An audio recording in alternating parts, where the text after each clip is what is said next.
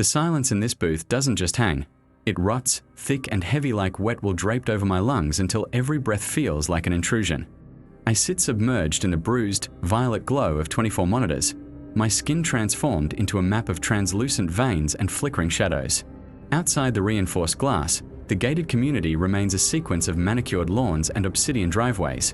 But in here, the world is reduced to the electric hum of cooling fans and the rhythmic flicker of a dying cathode ray tube. I am a ghost in a glass cage, watching the wealthy rot in their sanitized tombs while I drown in the digital static. My eyes ache with a dry, jagged heat, scanning the feeds for anything that shouldn't be there, yet my hand trembles whenever the sequence nears the bottom right corner of the grid. Villa 9 is a blind spot in the soul of this place. On the layout map, it is a neat rectangle of prime real estate, but on my screens, it is a festering wound of grey interference. The contract I signed was explicit, written in the cold, clinical language of a non-disclosure agreement that felt more like a death warrant. I am paid to observe, but for Villa 9, I am paid to be blind. It sits at the end of a cul-de-sac that the streetlights avoid, a monolithic structure of sharp angles and windowless facades that sucks the light out of the air. When the camera cycle hits that feed, the screen doesn't just go dark, it becomes a void. It is a hungry, pulsing blackness that vibrates with a frequency I can feel in the marrow of my teeth. Sometimes, in the deepest part of the night when the coffee has turned to cold sludge in my gut, the static on camera 9 begins to shift. It isn't mechanical failure. It is organic. The noise on the screen curdles, forming shapes that the mind rejects, elongated limbs that don't bend at the joints, faces that are nothing more than pits of deeper shadow. My instructions are simple. If you see movement, look at the floor. If you hear a sound through the audio patch, cut the wire. If the door opens, pray you aren't looking. The isolation is a slow-acting poison. I haven't spoken to a human soul in 3 weeks. The monitor glow is the only thing keeping the darkness at bay, but it is a treacherous light. It reflects my own hollowed-out face back at me, a stranger's mask stretched over a skull of secrets. I am the gatekeeper of a nightmare, and the deeper the night goes, the more I realize that I'm not just watching the cameras to keep people out.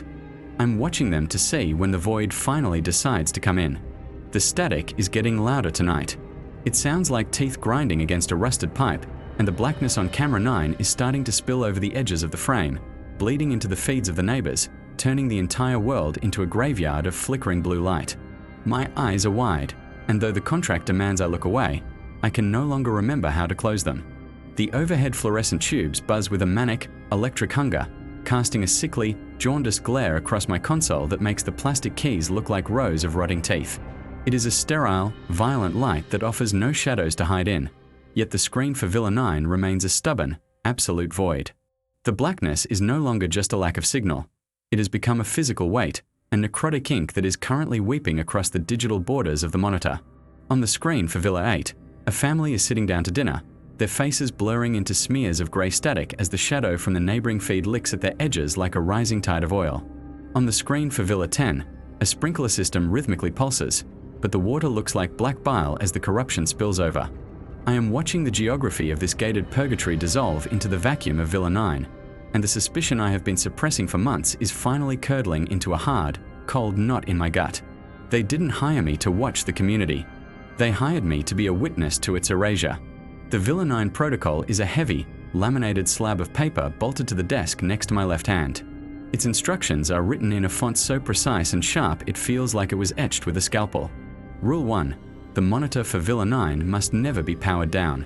Rule 2. Any auditory output from Villa 9 must be recorded but never played back. Rule 3. If the darkness begins to migrate, you are to increase the brightness of the room's overhead lights to their maximum setting and wait for the hum. I reach for the dimmer switch, my fingers trembling with a frantic, twitching energy. I slam the slider upward. The fluorescent tubes above me scream in protest, pulsing with a light so white it feels purple, a bleached, bone-dry radiance that should, by all laws of physics, illuminate the room. Instead, the glare only makes the screens look darker. The light doesn't fight the blackness. It highlights the texture of the void, revealing a swirling, granular motion within the static of Villa 9. It's like watching a billion microscopic spiders weaving a shroud out of dead air. I suspect now that the residents of this place aren't even aware they are gone. I look at the feed for Villa 8 again. The father is lifting a fork to his mouth, but his arm is elongating, stretching into a jagged, impossible needle as the shadow from Villa 9 drags his pixels toward the center. He doesn't scream. He doesn't notice. He is being unmade, thread by digital thread, pulled into the maw of whatever is nesting in the house. My pulse is a frantic drum against the roof of my mouth, tasting of copper and ozone. Why am I here? The contract was too lucrative, the background check too shallow. They wanted someone with no family, someone who wouldn't be missed if the light finally failed. I am not a security guard. I am a tether. I am the only thing keeping the void anchored to a single point on the map, and my eyes are the nails holding the frame together. The smell starts then, a thick, cloying stench of wet earth and ancient, pressurized rot. It's coming from the cooling vents of the console. The machine is breathing. It's inhaling the reality of the gated community and exhaling the scent of a grave that has been open for a century. I try to stand, to push my chair back and bolt for the heavy steel door of the booth, but my muscles feel like they've been replaced with cold lead. The protocol. I look down at the sheet again. There is a fourth rule, one I had ignored because the ink seemed too faint to read until this very moment. Rule 4. When the observer can no longer distinguish between the screen and the room, the protocol is complete. The blackness on the monitor for Villa 9 suddenly snaps. A single, jagged line of white static tears through the center of the dark, looking like a lightning bolt frozen in a ribcage. I lean forward, my face inches from the glass. The heat radiating from the screen is freezing, a paradoxical chill that bites into my skin. In the reflection of the monitor, I see the harsh fluorescent light of my office. I see my own wide, bloodshot eyes. But behind my reflection, in the corner of the room where the shadows should be banished by the glare, I see the front door of Villa 9. It isn't on the screen anymore. It is manifesting in the drywall of my cubicle, a rotting wooden slab with a brass number 9 that is weeping a dark, viscous fluid. The suspicion has evolved into a terminal certainty. I was never meant to ignore what happens in Villa 9. I was meant to host it. The gated community isn't out there. It's being folded into this room. The graveyard of flickering blue light is expanding, swallowing the desk, the laminated rules, and the jagged hum of the lights. I can feel the static crawling up my throat, a dry, electric itch that tastes like burnt dust. I try to scream, but the sound that comes out is only the hiss of a dead channel. My vision is a kaleidoscope of fracturing pixels, and as the door in the wall begins to creak open, I realize with a sickening jolt that the blackness isn't spilling out of the screen. I am being pulled in. I am becoming the feed. I am the new silence of Villa 9.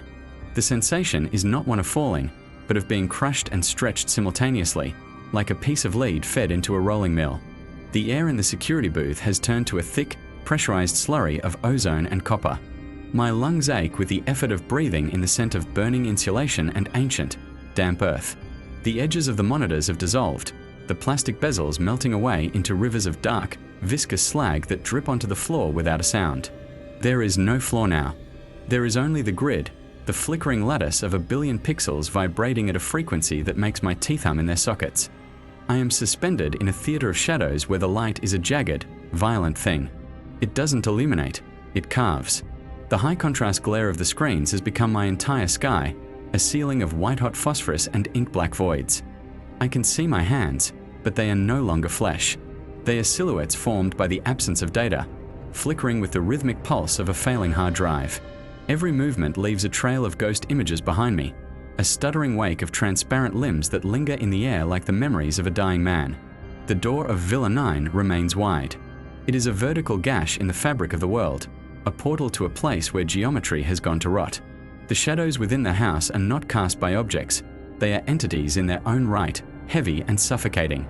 They lean out from the doorframe, their shape shifting between the humanoid and the monstrous. One moment they are tall, spindly figures with limbs like frozen lightning. The next, they are undulating masses of oily smoke, eyes like dead stars glowing with a dull, sickening luminescence. They don't speak. They hiss. It's the sound of 1,000 needles scratching across a vinyl record, a cacophony of white noise that translates directly into the lizard brain as a command to flee. But there is nowhere to go. I am being pulled through the lens. The glass of the camera is a cold, unyielding mouth that swallows me whole. I feel my consciousness fragmenting, scattering across the network of Villa 9 like a handful of salt thrown into a dark sea. I am the flickering light in the hallway. I am the dust motes dancing in the infrared glare of the patio feed. I am the hum in the wires. I can see myself from 4 different angles at once. I see the back of my own head, the slumped shoulders of a man who realized too late that he was never the watcher, only the bait. The shapes in the static are closer now. They emerge from the corners of the screen, peeling themselves away from the grain of the image. They move with a stuttering, frame-by-frame gait, appearing and disappearing in the blink of an eye. They are the leftovers of previous shifts, the echoes of guards who thought they could ignore the darkness if they just kept their eyes on the clock. I see the face of Miller, the man I replaced. He is a mosaic of grey squares now, his jaw unhinged in a silent, pixelated scream. He reaches for me, his fingers trailing lines of corrupted code like frayed nerves. The interior of Villa 9 is a Gothic cathedral of decay. The walls are lined with monitors that reflect other monitors in an infinite, nauseating loop. The furniture is draped in heavy, velvet shrouds that pulse with a slow, rhythmic heartbeat. There is a smell here that defies description, a cloying mixture of funeral lilies and the metallic tang of a slaughterhouse. It is the scent of the void. It is the smell of things that have been forgotten by time but kept alive by the current. I try to scream, but my voice is just another layer of the hiss. It's a digital distortion, a jagged waveform that ripples through the air without making a sound. The static is inside my throat now. It's in my veins. I can feel the serrated edges of the fracturing pixels cutting through my thoughts, shredding my identity until there is nothing left but the directive. Watch. Ignore. Become. The gated community outside is a lie. Beyond the manicured lawns and the pristine white fences, there is only the abyss. The villas are just teeth in a monolithic mouth, and Villa 9 is the throat. We are the enzymes, the biological components meant to facilitate the digestion of reality. I understand now why I was paid so much. It wasn't for my silence. It was for my soul. They needed a fresh set of eyes to anchor the nightmare, a witness to validate the existence of the horror so it wouldn't dissipate into the ether. The shadows are touching me now. Their hands are cold, like dry ice pressed against the skin. They don't grab, they merge. I feel my heat being sucked away, replaced by the sterile, absolute zero of the feed. The flickering shadows are no longer outside of me. They are the architecture of my new body. I am a creature of high-contrast dread, a silhouette framed by the blinding light of a dead channel. The room in the villa is empty, yet it is full. It is full of the weight of everyone who ever looked at it through a lens. I can feel their gazes, thousands of them, pressing against me from the other side of the screen. I am the one being watched now. I am the anomaly in the feed. I am the shape that the next guard will be told to ignore. He will sit in that booth, drinking his lukewarm coffee, trying not to notice the way my shadow moves when the camera isn't supposed to be recording. He will see the jagged, visceral outlines of my new form and he will tell himself it's just a glitch in the system. But it's not a glitch. It's the truth. The static isn't noise. It's the sound of the world being ground down into dust. The rotting smell is the decay of logic. The flickering light is the heartbeat of a god that thrives on the absence of everything. I am becoming the new silence. I am the blackness that spills from the door. I am the void that stares back. My vision is failing. The kaleidoscope of fracturing pixels is slowing down, settling into a permanent, frozen state of corruption.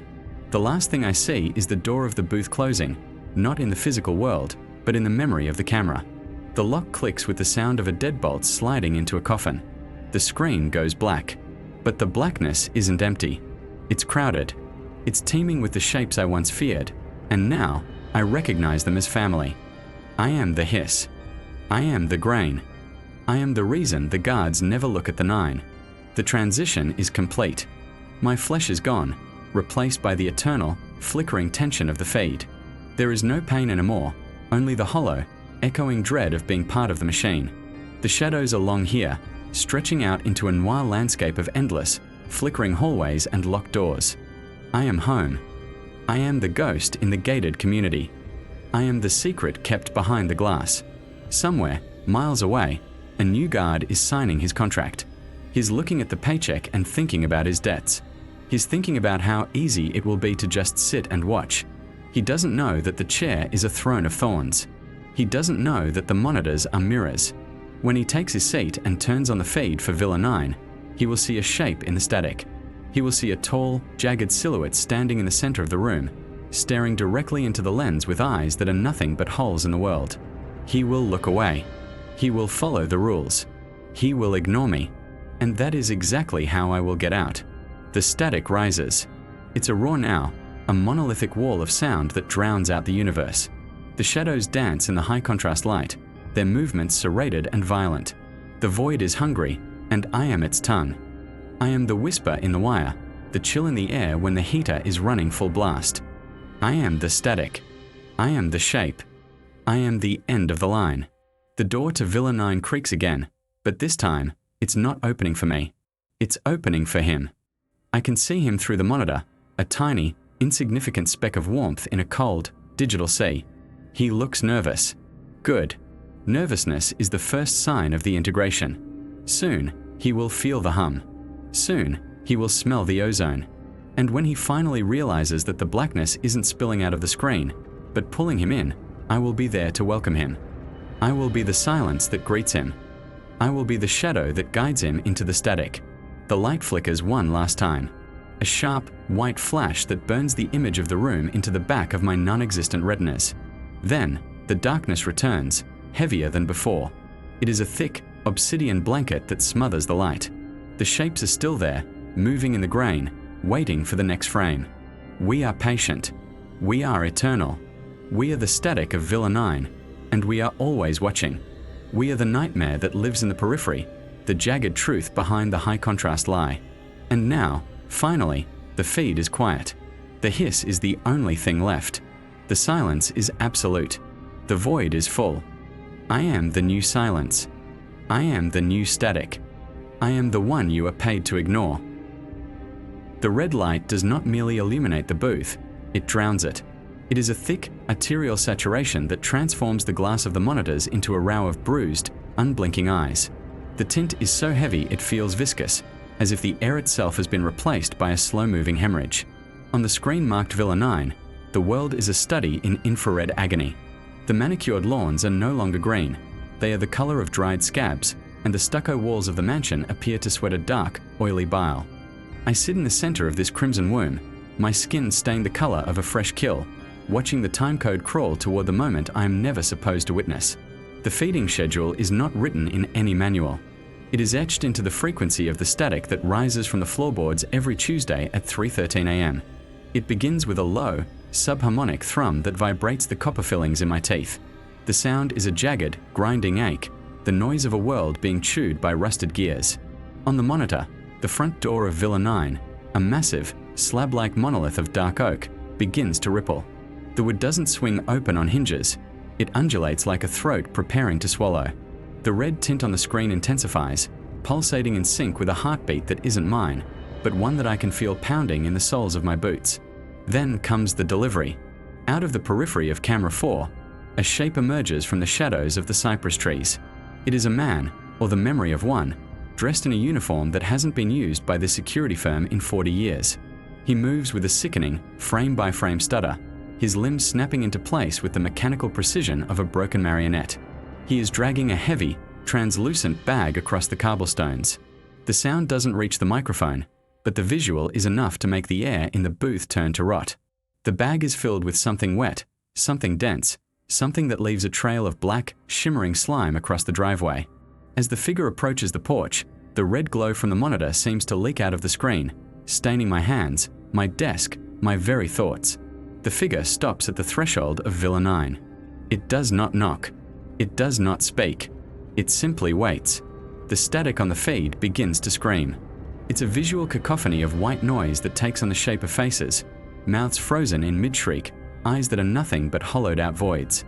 I should look away. My contract, signed in ink that smelled faintly of sulfur, dictates that I must look at the floor, that I must focus on the flickering light of the vending machine in the hallway. But the red is a magnet. It pulls my eyelids open until they bleed. I am a witness to the unmaking. The door of Villa 9 stretches. The gap darkens, becoming a blackness so absolute it defies the red light of the monitor. It is a vertical void, a tear in the fabric of the neighborhood. From within that darkness, something reaches out. It is not a hand. It is a collection of pale, needle-thin filaments, thousands of them, weaving together into the suggestion of a limb. They move with the fluidity of deep-sea silk, graceful and predatory. The filaments wrap around the bag, the plastic straining and tearing as the contents are pulled toward the interior.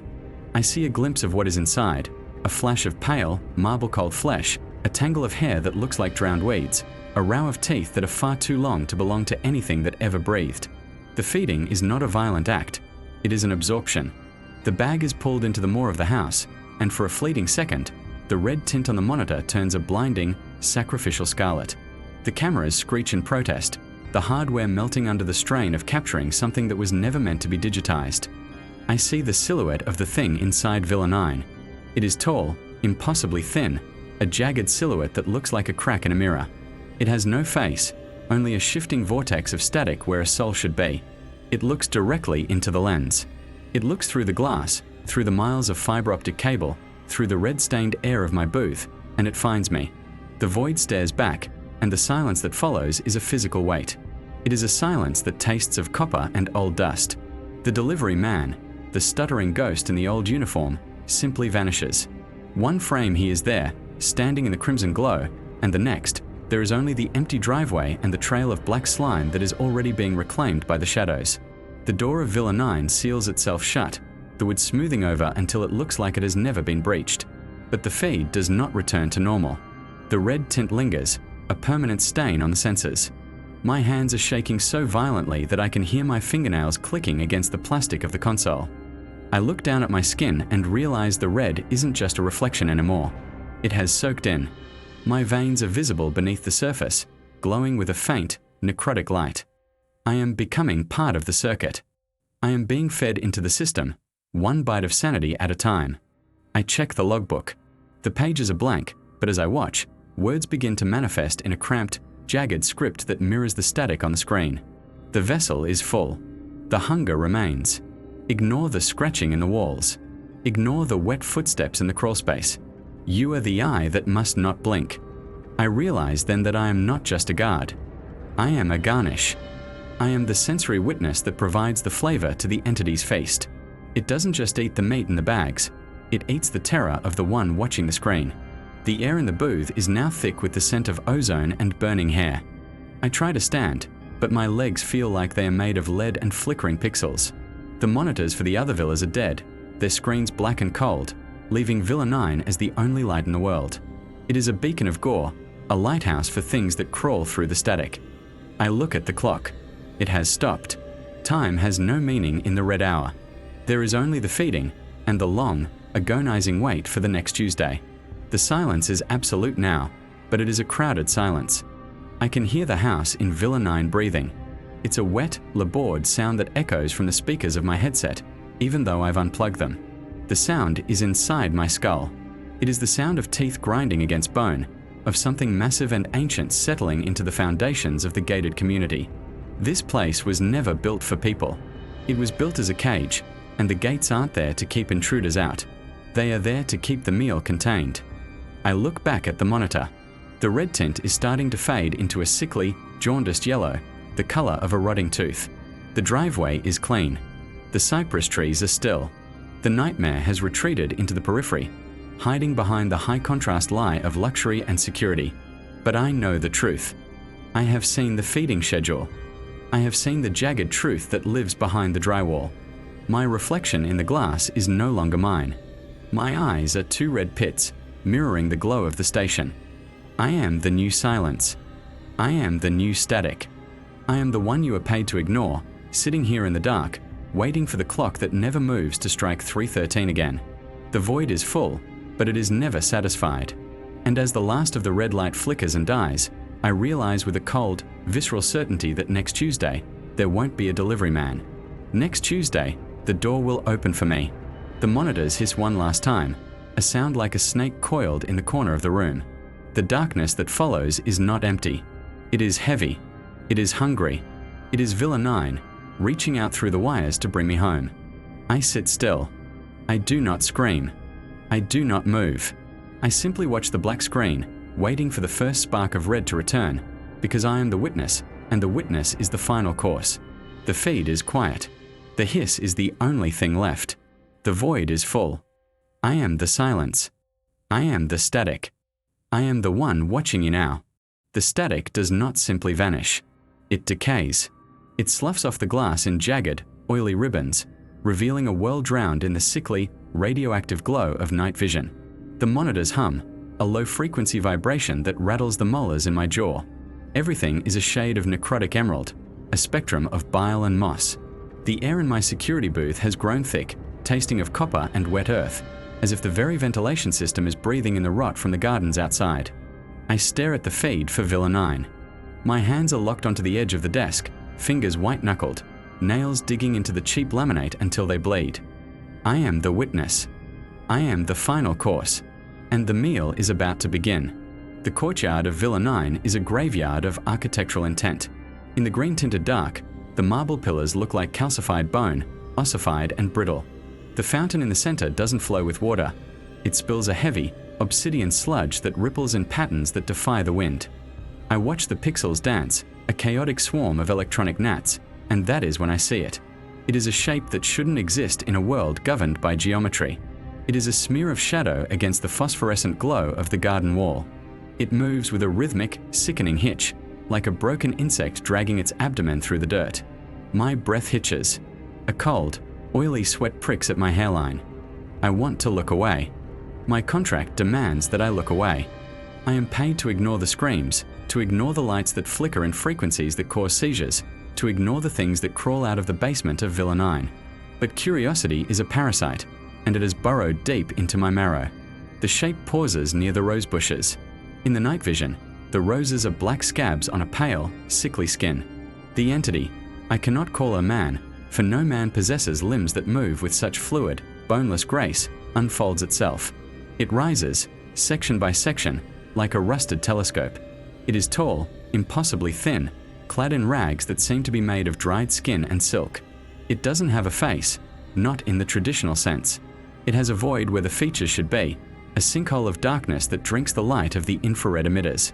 Panic, sharp and metallic, rises in my throat. I can feel my heart hammering against my ribs, a frantic bird trapped in a cage of bone. I should cut the feed. I should pull the master switch and plunge the booth into a merciful, silent darkness. But I am paralyzed. I am a fly caught in the amber of my own terror. Then, the thing stops. It doesn't move toward the villa's back door. It doesn't vanish into the shadows of the portico. It tilts its head. The movement is sudden, a sharp, bird-like snap that makes my own neck ache in sympathy. It is sensing something. The air in the booth turns frigid, the kind of cold that feels like a physical weight pressing down on my lungs. The static on the adjacent monitors begins to rhythmically pulse, a visual heartbeat that matches the thrumming in my ears. The entity turns its entire body, a slow, deliberate pivot that makes the rags on its frame hiss like a nest of vipers. It is looking at camera 4. The realization hits me like a physical blow.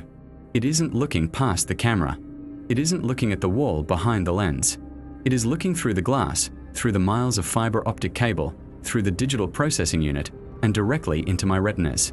Its gaze is a physical sensation, a needle of ice driven into the center of my brain. I can feel the panic shifting from a dull roar to a jagged, screaming frenzy.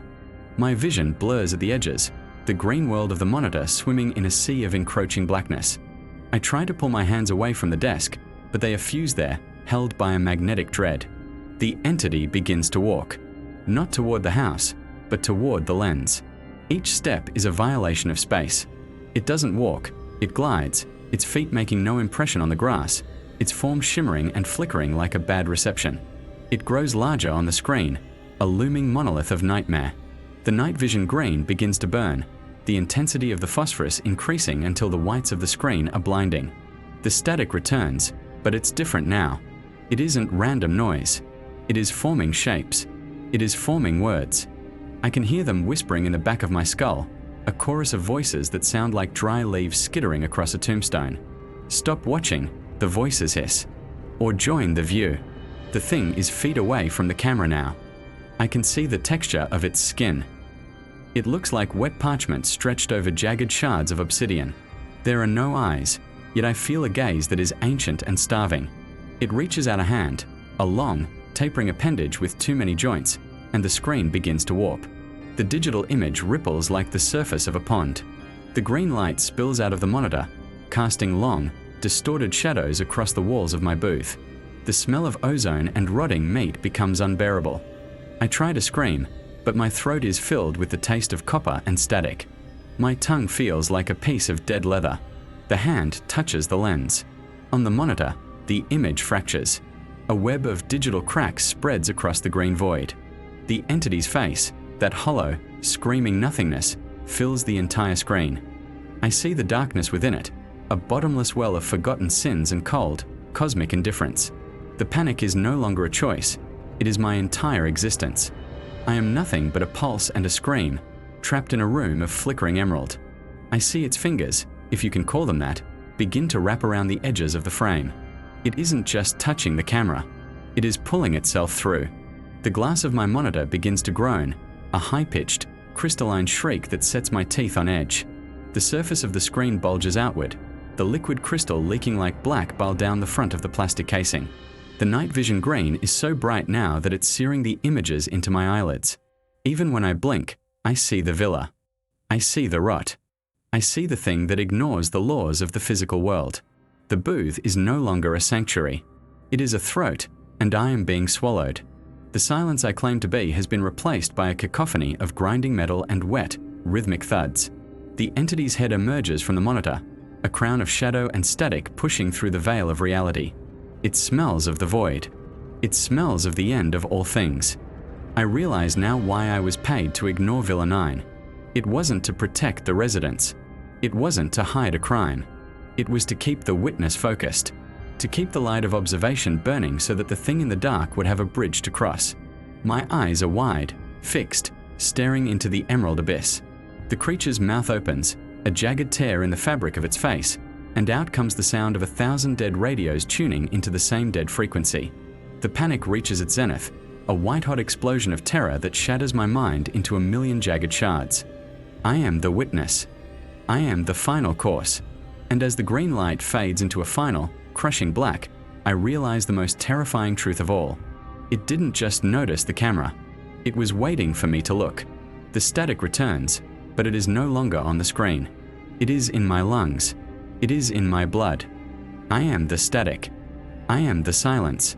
And now, I am the one watching you from the corner of the room, through the green glow of your own devices, waiting for you to notice me back.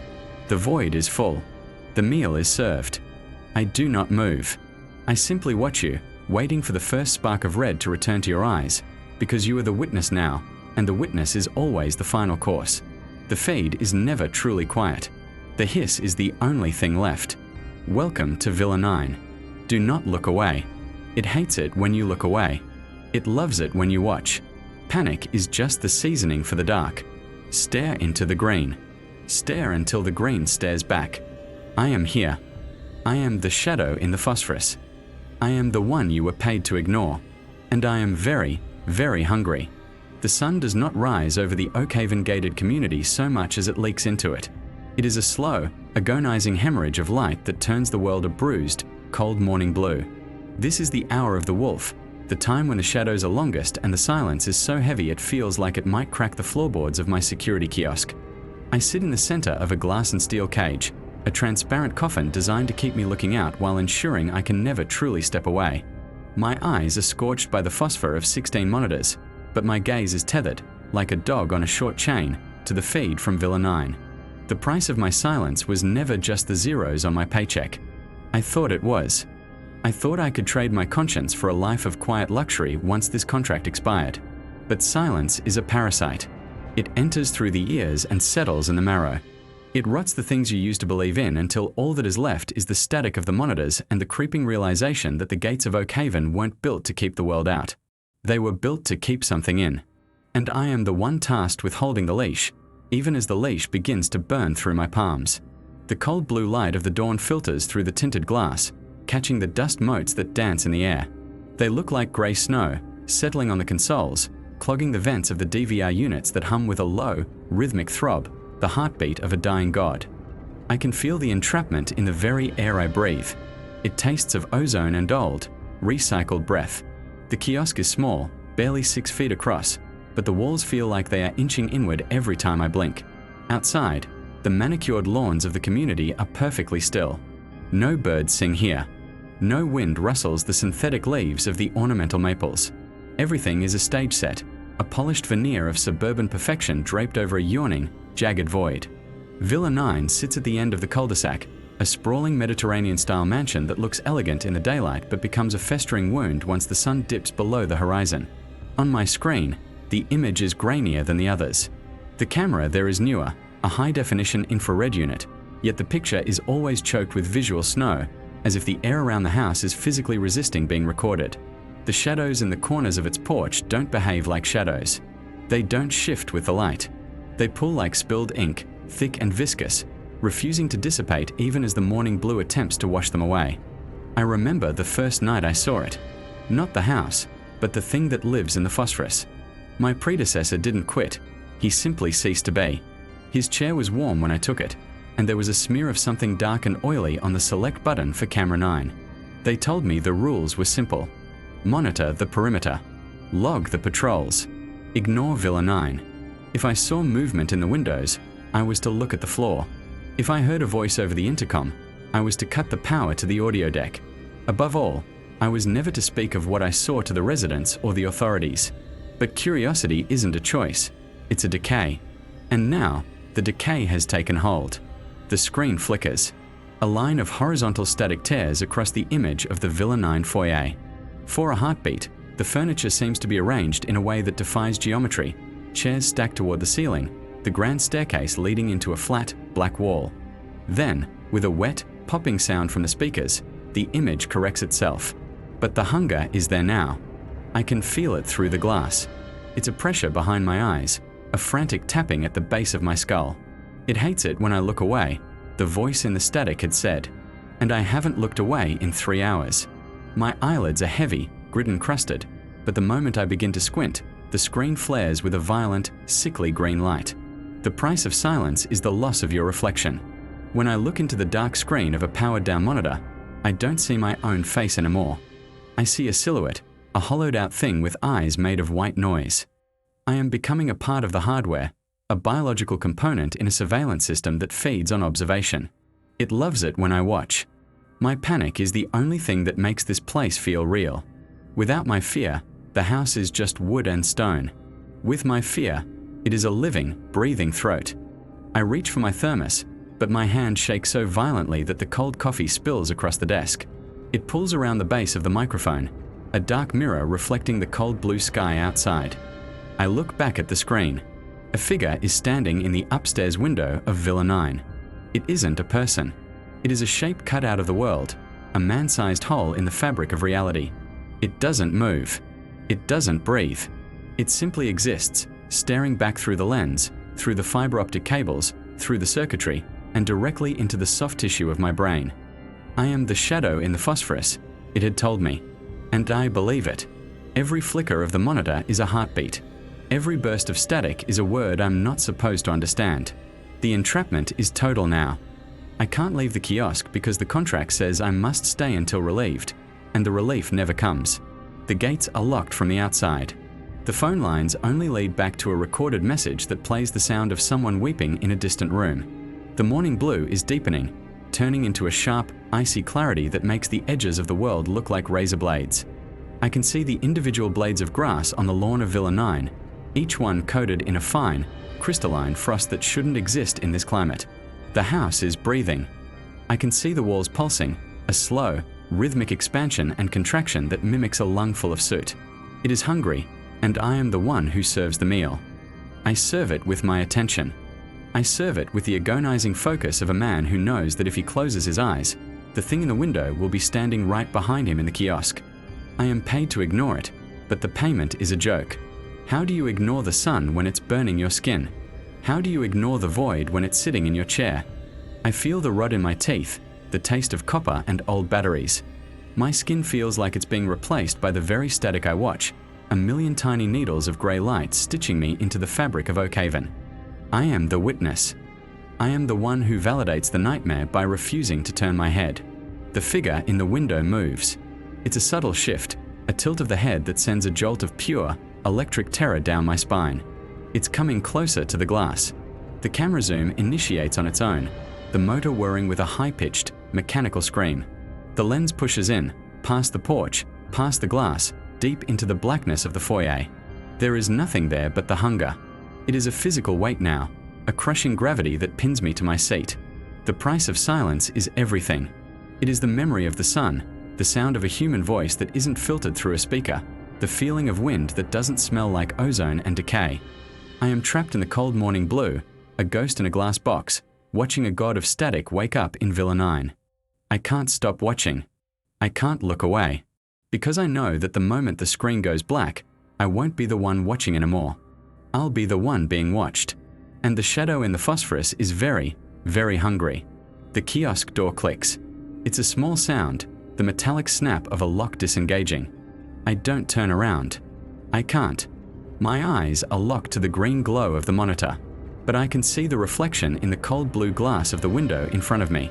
The door is drifting open. The air from outside rushes in, but it isn't fresh. It's cold, colder than the morning, colder than the frost on the lawn. It smells of wet earth and ancient, unwashed things. I stare into the green. I stare until the green stares back.